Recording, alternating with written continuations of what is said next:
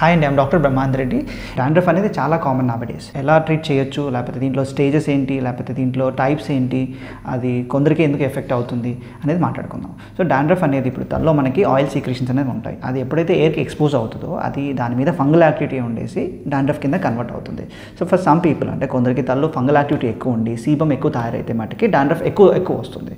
Otherwise నార్మల్గా కూడా hard water వల్లనో లేకపోతే క్లీన్ చేయకపోవడం వల్ల కూడా డాండ్రఫ్ ఉంటుంది. సో డాండ్రఫ్లో సింపుల్ డాండ్రఫ్ అంటే మనం డే టు డే అంటే 2 డేస్కి ఒకసారి వాష్ చేసినా కూడా సరిపోతుంది. బట్ కొందరికి ఏంటంటే సెబోరిక్ స్కాల్ప్ అంటాం, వాళ్ళకి ఎక్సెసివ్ ప్రొడక్షన్ ఎక్కువ ఉంటుంది, ఫంగల్ యాక్టివిటీ ఎక్కువ ఉంటుంది. సో వాళ్ళకి ఒక్క డే వాష్ చేయకపోయినా కూడా పెచ్చులుగా ఊడుతూ ఉంటుంది.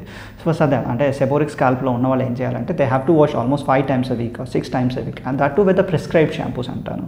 సో ఇది ఒక్కొక్కసారి హెయిర్లోనే కాకుండా ఐబ్రోస్లో, బియర్డ్లో కూడా వస్తూ ఉంటుంది. చాలామంది సార్ నాకు తెల్ల మచ్చలు వస్తున్నాయి, అది వైట్ పొట్టుగా వస్తుంది, బియర్డ్ తీసేసినప్పుడు నాకు అక్కడ అంతా ప్యాచెస్ కనబడుతున్నాయి.